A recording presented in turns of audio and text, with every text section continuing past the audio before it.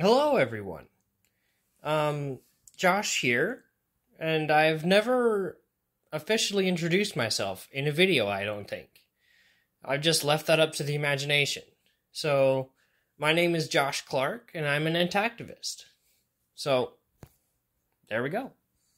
Introduction over. So, I wanted to point out in this video today that Eric Klopper and his mission of bringing in legal end to circumcision is a bit of a problem, and here's why. The criminal justice system in general benefits from circumcision, and the harm that circumcision does directly corresponds to a higher prison population due to the emotional and mental instability that circumcision causes during the procedure. And with harm comes more harm. Misery loves company. So, I would just like to say that it's an uphill battle. It is definitely a populist Supreme Court that we have, in that the perspective of the most people in the country is most likely the perspective of the Supreme Court. They're a very populist court, which is against all rules of the court system in general, but regardless, this is the world we live in.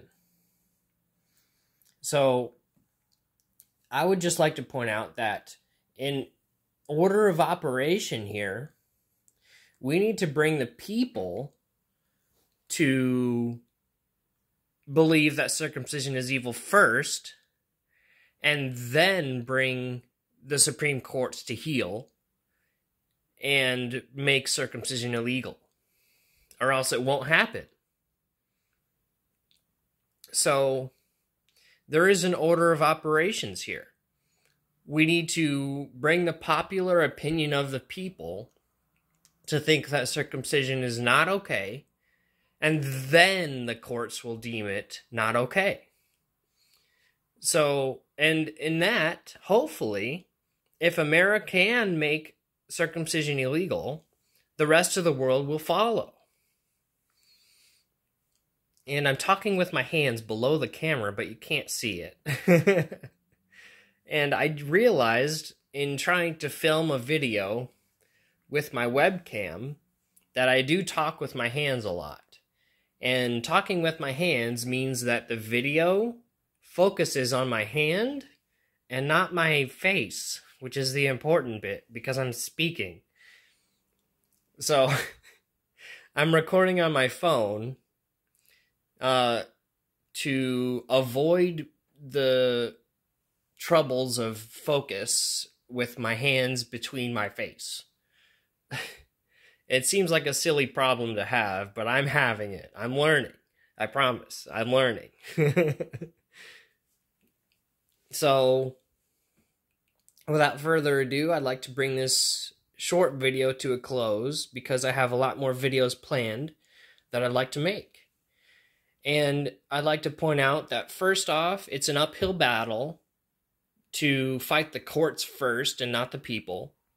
And secondly, that circumcision brings more harm than you actually think it might. And harm brings more harm, and misery loves company. And that circumcision directly plays a part in our overflowing prison population in America.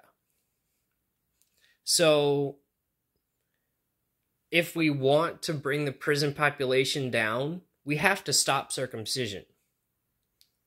And this means that we have to bring the people first, and then the courts. There is an order of operations there. So, without further ado, I'll bring this video to a close.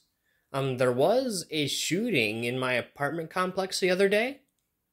Not related to me, I promise. And My mom was a bit scared, but I grew up with the sound of shooting in my neighborhood, so it wasn't so much of a surprise to me as it was to her. I'm okay, but the victim of the shooting is not. And just know that there is a baby growing up in this world today without a mother and father in it. Because the mother is dead from the shooting, and the father is going to be rotting in prison, which arguably is where he belongs.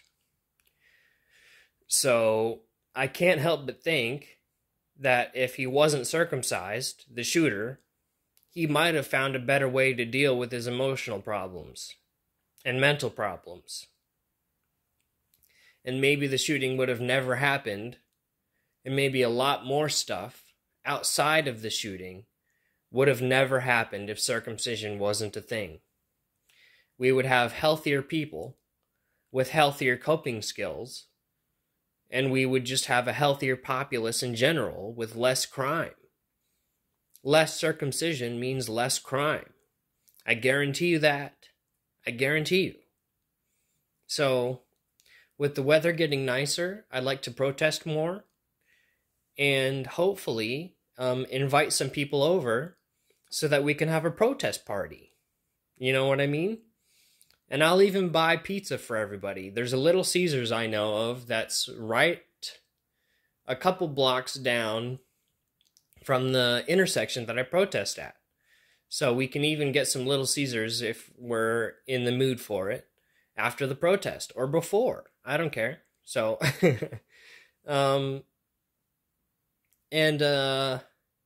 there's Noodles and Company. There's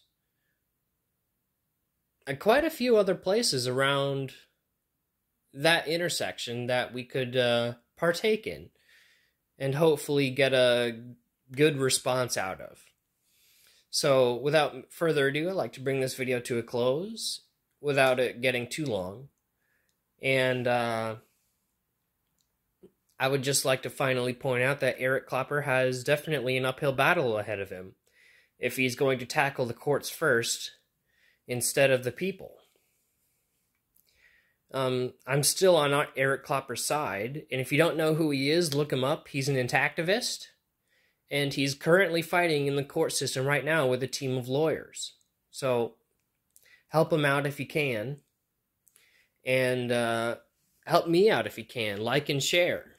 That's all I ask. You don't have to watch. You just have to like and share and comment. I've been told that it helps with the algorithm or whatever that means. So, without further ado and without blinding you, I'd like to bring this video to a close and wish you guys best of luck in your intactivist adventures.